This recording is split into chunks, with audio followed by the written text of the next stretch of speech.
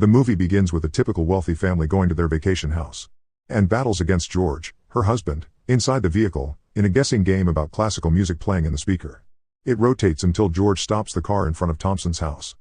Eve and Thompson are neighbors, and two unfamiliar men accompany them on the front lawn, Paul and Steve. Anne rolls down the window, shouting teasingly at the couple for being unfair for practicing golf before their competition tomorrow. The Thompsons remain silent until Steve approaches Fred, and he finally replies. Anne brushes off the sudden coldness and invites the Thompsons to assemble the boat to sail, but Fred answers reluctantly. After the encounter, George returns to driving. Anne notices something amiss from their neighbors since her friend ignores them. Their son Georgie asks about Jenny Thompson since she's not outside. Anne thinks Jenny must be in another place. The family finally reaches their summer house. Their dog Lucky, Georgie, and Anne enter first with chores on hand, and Lucky is noisy and snoopy as usual. George then enters and places the bags of golf clubs aside. Anne asks for the meat in the car since she organizes the ration. George brings Lucky outside and sees their neighbor Fred with Paul behind the gate. Lucky barks persistently solely at Paul as they approach.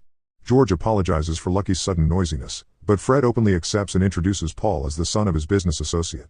Then, Anne comes out to welcome the guests and gives Fred a peck on the cheek. Afterward, the boys go to the bay to push the boat onto the water. Fred leaves the rest of the work to the fatherson. Georgie is upset because Jenny's a no-show, and George creates an excuse that she may be in a friend's house. Georgie shares his observation, like Anne's, about Fred's unusual acts. As for Anne, she prepares dinner while on the phone. Georgie appears midway and asks for a knife. Anne gives the knife and expects him to return it. Georgie leaves but returns again, announcing that someone's at the door. Georgie joins George, and Steve introduces him as the other guy in Thompson's house. Steve smiles shyly and stops whenever he calls the Thompsons on a first-name basis. Anne, raising suspicion, asks how he got in, and he explains he entered through the fence, which is technically trespassing. Despite the red flags, Anne still acts nice and gives the eggs. He grabs them carefully and is about to leave when the eggs fall on the floor. Anne sees the mess, quickly cleans it up, and dismisses Steve's apologies. Anne's no longer interested in providing, but Steve still asks for more. Anne's impatience gradually grows, but she forces herself to be kind, giving the eggs in a carton this time. Remember, hiding personal belongings is proper when a stranger is inside a home. As Anne forgets her phone near the sink, Steve purposely drops it on the water and pretends it's because he's clumsy. Anne quickly packs the eggs just for Steve to leave immediately. Outside, Lucky barks whenever the two strangers are around since he senses something wrong while the family's clueless. Anne finds Paul and Steve inside the house again because Lucky terrifies them. Anne stops Lucky from his instincts and lets the men explain. Paul suspiciously surveys the house while Steve stalls time. Paul strategically diverts his attention to the golf clubs and asks permission to try one. Anne should have caged Lucky regarding Steve's fear and imposed her authority on the house to insist. On the bay, Georgie on the boat listens to Lucky's yapping, wondering what's wrong. The barking fades, Lucky yelps his last wail, and everything goes silent. George leaves the boat to search for Lucky, and Anne does the same. When Anne reaches the back lawn, Paul interferes with her by saying the golf club makes the gameplay different. Anne comes to her senses and realizes the two men are troublesome. She asks them to leave the house immediately because they make her uncomfortable. But with his emotional manipulation tactics, Paul deflects the real issue and belittles Anne's feelings. They keep asking about Anne's shift in attitude. According to Paul, George walks in with Georgie to ask about Lucky but finds himself amidst a misunderstanding. Paul gets the upper hand to use George's ignorance and twists the story. Anne grabs Paul's arm to leave, but George, the epitome of an idiotic and doubtful husband, still lets them remain. Anne gives up and allows her husband to handle the conversation. He politely asks them to leave, but Paul insists on the eggs, which George no longer intends to give. Paul says, "Provide the eggs," and it's not even hard to understand. However, this frustrates George. He slaps Paul's face and asks them again to leave. The slap angers Steve, who snatches a golf club and firmly strikes George's left knee. George falls and groans in agony. Georgie lunges with a shriek to Steve's chest and starts hitting ferociously. Paul pulls Georgie, lays him beside George, and asks him to behave. Georgie runs to her mother's embrace as Anne enters the room and sees George in pain. Paul reasons George deserves the pain since he slapped him. The nightmare of funny games begins with Paul's first game. He brings out a golf ball to let the family guess the item. He rolls it on the floor and asks why he still has it. Steve answers it's because he didn't use it in the first place. A realization strikes Anne. Paul used the club to beat Lucky to death by using the club. And for them to find Lucky, they let him walk to places. If he says it's cold, she's far from Lucky. If it's warm, she's near. Anne follows his words, goes behind the van's trunk, and opens it. Lucky falls open on the ground, mercilessly beaten. Anne's close friends, Betsy and Robert, visit the family with their boat on the docks. Anne reluctantly welcomes them because Paul is watching her. They chat about various things while being oblivious that Anne is in a helpless situation. Eventually, her friends leave after an exchange of pleasantries. Inside, Anne bluffs about their friends coming over while they relocate to another room. George, who depends on Anne's strength to move, grunts and endures Steve's pain and nonsensical blabber of Steve about openness to solving things. The family is held hostage by two demented men who enjoy masochistic entertainment. Paul and Steve continuously torture the family with faux niceties and pretend they did nothing wrong. Anne lays George onto the couch and leaves to gather medicine.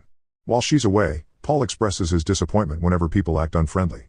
Regardless, he apologizes for their unruly action and introduces himself again along with Steve. Steve extends a hand, but Anne barges in with the medicine. Paul becomes furious at Anne's interruption and pushes her directly to George's wound. George yells in pain, and Anne stands to charge against Paul.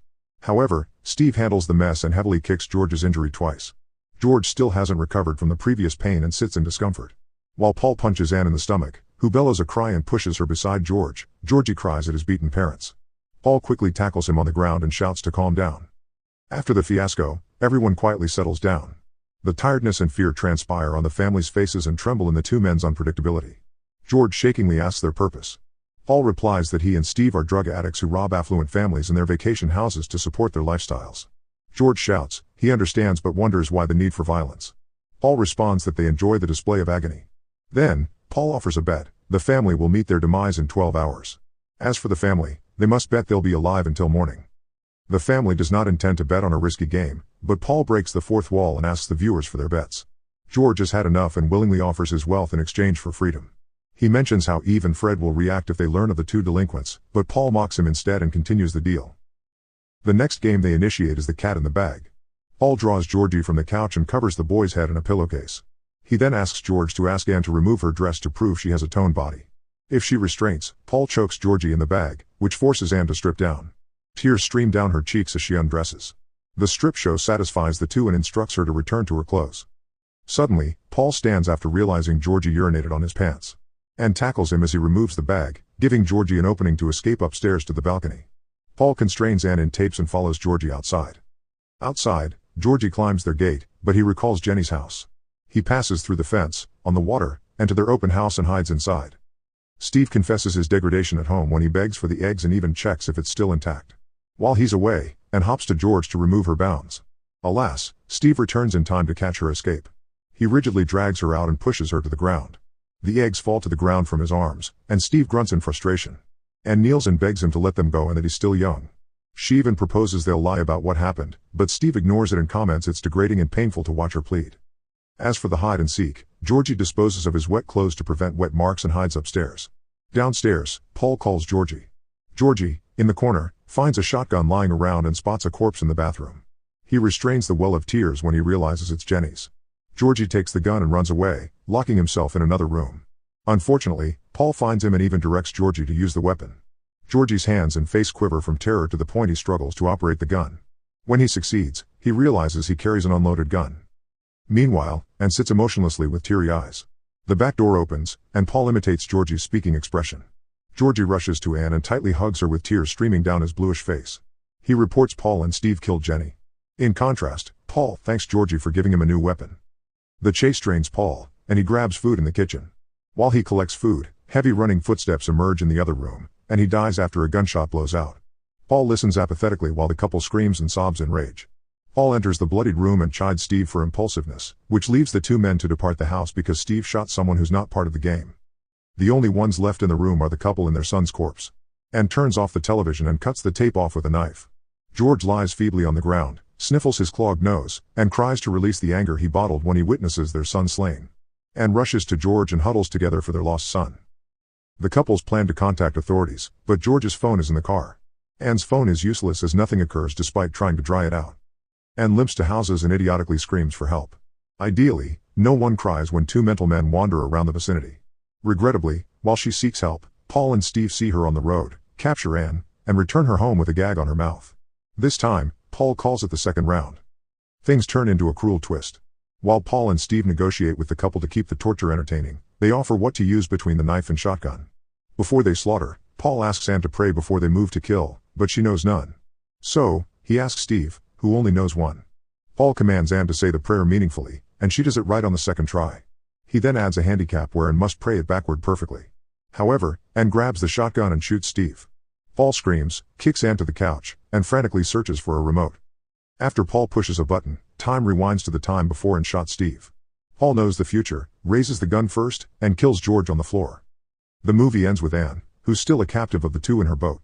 They sail to Anne's friend Betsy. During Steve chatters about dimensional theories, and uses the knife she lent to Georgie yesterday and quietly cuts the rope, but Paul spots her.